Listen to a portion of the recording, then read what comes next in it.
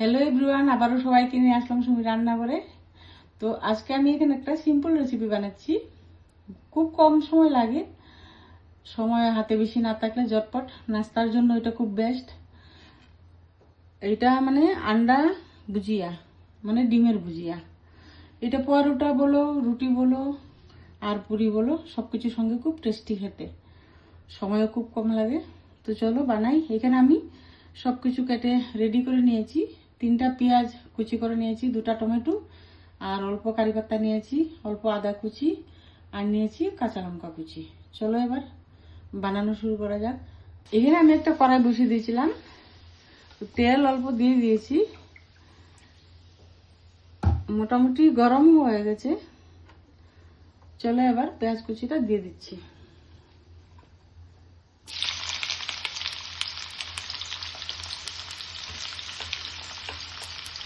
পেঁয়াজটা আমি একটু লাল লাল করে প্রথমে ভেজে নেব। পেঁয়াজটা মোটামুটি লাল লাল হয়ে গেছে।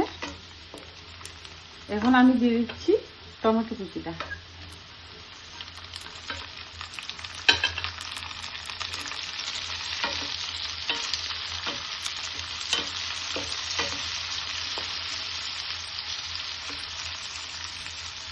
টমেটোটা অল্প ভাজা হয়ে গেছে, এবার দিয়ে দিচ্ছি কারি পাতা।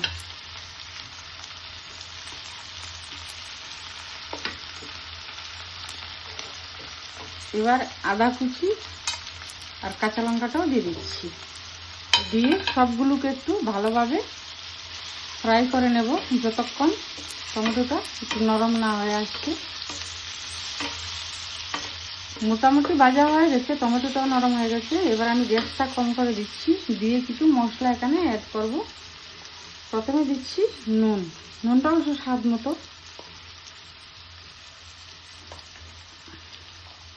তারপর দিচ্ছি আধা চামচ হলদি পাউডার। এবার দিচ্ছি আধা চামচ শুকনো লঙ্কা পাউডার। আর দিচ্ছি 1 চামচের মতো, ছোটো চামচে 1 চামচের মতো মিট মশলা। এবার দিয়ে দিচ্ছি অল্প কসুরি মেথি।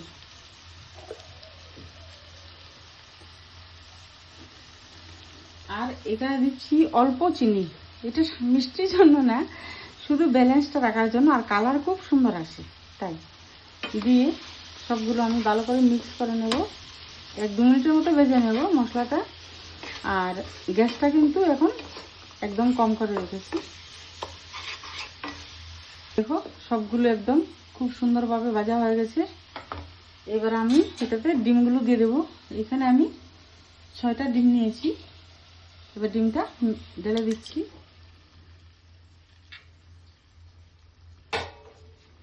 এবার গ্যাসটা হাই করে দিচ্ছি, দিয়ে ভালো করে মিশিয়ে নেব।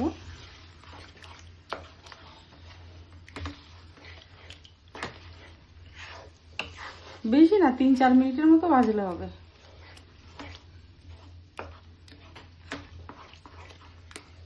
মোটামুটি হয়ে গেছে। এবার দিয়ে দিচ্ছি অল্প গরম মশলা পাউডার দিয়ে দিচ্ছি অল্প। খুব অল্প সময় কিন্তু হয়ে গেল।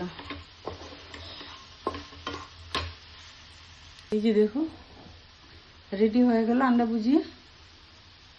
দেখবে ট্রাই করে, যদি ভালো লাগে।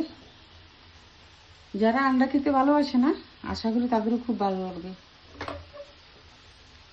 এই যে রেডি হয়ে গেল আন্ডা ভুজিয়া আর পুরি। খুব কম সময় একটা নাস্তা। দেখবে ট্রাই করে, যদি ভালো লাগে লাইক কমেন্ট করে সাথে থাকবে। Thank you.